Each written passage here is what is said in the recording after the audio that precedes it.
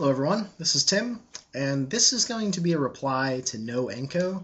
He wrote me a message, and I'm just going to read it to you first, and then give my response. I think he'd appreciate it, and I'd appreciate it if you want to weigh in on the subject and put some posts on the bottom of it. That way, if you have any good suggestions that could help him, I think that'd be good. All right, without any further ado, so this is what KrowEnko with a KrowEnko, what he wrote. My questions will probably seem like common sense to a more experienced GM, but my problem of late has been getting players. Number one, to come to the table, and number two, getting them to stay when they get there. The original group that invited me into role-playing and D&D has spread across the state, and most of them have moved on to closer groups. I still feel the drive to GM, and of course I will need a group to do it with. Okay. I have had off and on luck with various groups as of late, but none of the groups I have tried have stuck. I'm working on getting another group together currently, but there is already a hint that it may not work out or at all. So what is the advice you would give me to help me get these potential players to sit down and play, and when I get there, what would you say is the best way to ensure they will stay long enough to learn to love the game? Wow. So, first of all, I had a Monday group for a long time, and I've had several groups that have started up and died. I've had groups on different days, different people, strangers, friends, and surprisingly, the strangers are normally more dedicated for me than my friends. I don't know why, but of course, that's not all my friends. Just certain friends in particular were, let's just say, not very good at communicating, telling me when they wouldn't be there or be able to show up. But all that aside, so a lot of what you're talking about here is keeping a group together, and that can be probably even more stressful than running a game sometimes, because you're not sure who's going to come. Such and such person just got a new job and they're not going to be able to play anymore, or they're moving to another state. There's lots of situations that can happen where people's schedules change, or they even lose interest. So how do you keep a group together? What are some good suggestions? Like I said, anybody out there watching this, feel free to comment on the bottom and throw out your own 2 cents. For me, if I'm running a group, if there's a group at my house, or even if it's at like a gaming store, I constantly look for players. Even if I'm full at the moment, I'm always talking to friends, like, yeah, I got a group that meets on Mondays. We're full right now, but if we ever have any openings, do you want me to let you know? And usually they say yes, or sometimes they say, well, let me know then, and I'll see if my schedule's the same. But when I was running my Monday group, I would always have to be looking for players at gaming stores. I think I put one flyer up at a college just to see if I can get any there. I looked online. I met several people from player databases. AccessDenied.net was one that I had some pretty good success with, but it might depend on where you are, and if you're in a region that has more role players than others. I'm not really sure how that breaks down. It's tough. It's tough to keep a group together, especially since there's people involved, and people have a tendency to not be nice to other people, in my experience. So even when you do get a group together, the group dynamics might not work. You might have people that have greatly differing worldviews outside of the gaming table, and for some reason they just can't sit down at the table and forget that stuff. I've had that come up a few times. Some player personalities just clash, and then sometimes that doesn't work. There's a lot of problems when you really try to get a group of people together. That's why when you find a good group, you really should treat them well. Try to just latch your claws into them and hang on for as long as you can, because when you have a good group and then you have to move on or go to another group, you'll see how good they were. Like, maybe you don't even realize how good of a group of players they were until you don't have them anymore. But so it sounds like KrowEnko is having a little bit of problems. He's worried that things aren't going to come together. Depending on what game you pick, that can be a big deal too. I've had very successful groups that met like clockwork, but there would only be a certain small subset of games that they would play, and that was just how it was. I was more experimental, and sometimes we clashed. I wanted to play all the other RPGs on my shelf that were like, play me, I want to be run. You just look over on your shelf and you're like, oh, that looks awesome. That's a different genre. That's this.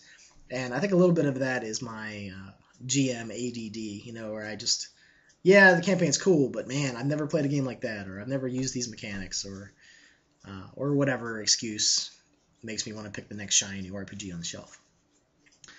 I think I lost my train of thought. Anyway, it's really hard to keep a group together. It takes a lot of work.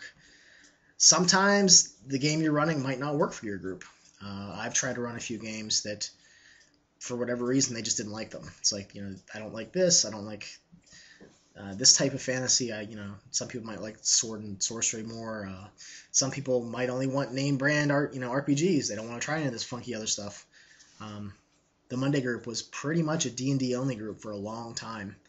I've just gotten back into that group, and we're actually having a Firefly and Serenity campaign right now, and it's really cool right now. That might change, but they seem more open to play different games, so that I'm glad of that. I think I fit in a little bit better now. So you really have to look at your players. Ask them what they want. If things aren't working, communication is usually a good place to figure out what's up. Maybe instead of just talking for a half an hour or so before you start playing, just say, hey guys, what do you think? Is everybody happy here? Is there something I'm doing that I shouldn't be? Maybe we should try something different. Is there a different game you would perhaps do?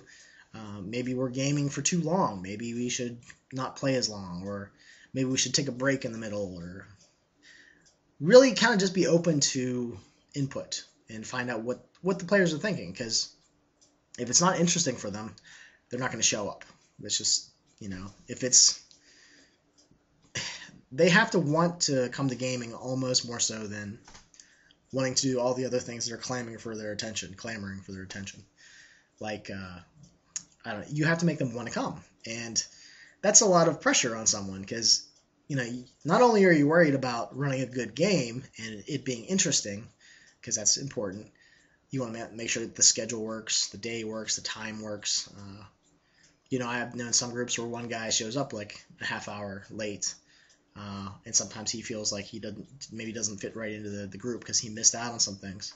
Maybe thinking about switch the start time. Really being flexible is probably a very good strong point for someone that's trying to have a game in their house. Be willing to modify things if things aren't working. Even though that game you're running might be very close to your heart, the players might think it's lame. They might not like it at all. They might detest it.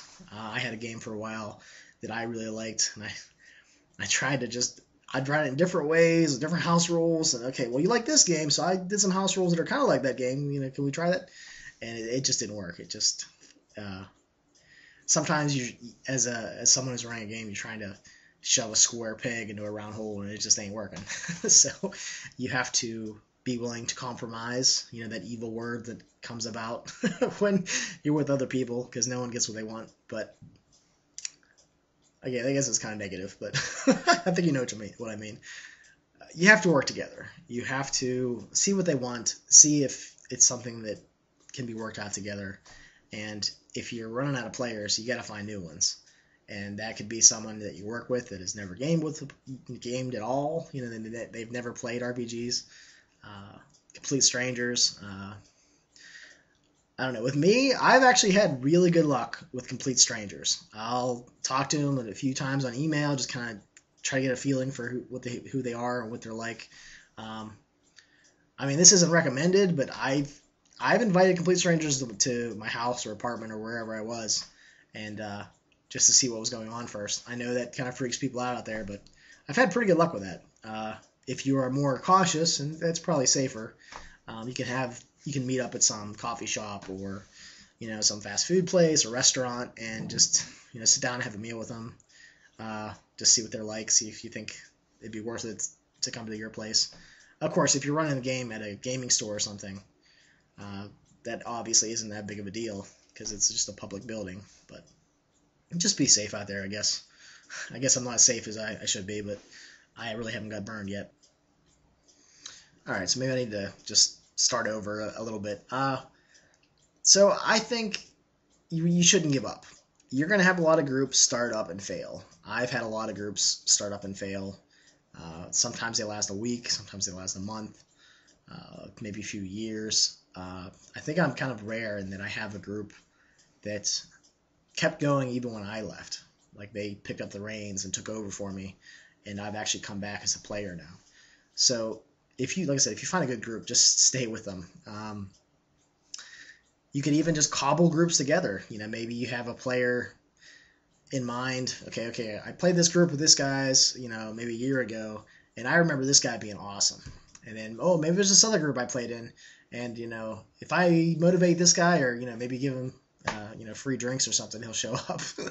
And you just try to cobble together, your like dream team, as it were, of players, and see if that works. It might not. Things change, life is complicated, and RPGs sometimes get pushed into the corner. So, kind of rambling here. I'm not sure if I'm giving you the answers that you want. Player databases are very important, I think. Knowing people face to face and trying to get them in is important. Dependable people I've found are rare. So if you can find dependable people, that's a good thing. People that will communicate with you when they're not coming, and not just stay at home playing like World of Warcraft and just don't even let you know they're not coming. People with common decency is, I don't know, some might say is a dying trait, but hopefully you can find some people like that. Try to play games that the players want to play. Sometimes you have to compromise on that. Maybe you don't.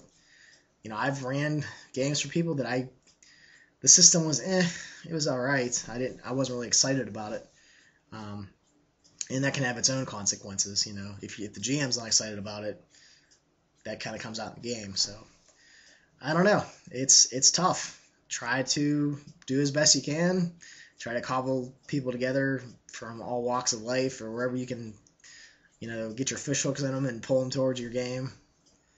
And try to make sure everybody has fun. If there's problems that come about, if there's player-on-player, disagreements, try to settle them and move on past them.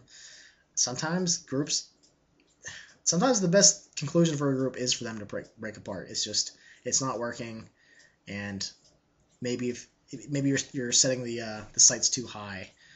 Some people just they don't game well together. And yes, you can change that. You can work on things, kind of like a group therapy session or something. But sometimes it's best to just everybody go their separate ways and try to find a new group. I don't know, man. If you have any more questions, feel free to let me know, and I'll try to answer them. And that goes really for anyone else. If anyone else has a question that they want me to reply to and see, what my 2 cents on it are, just let me know, and I'll reply when I get time. All right, everybody, have a good one, and I'll talk to you later.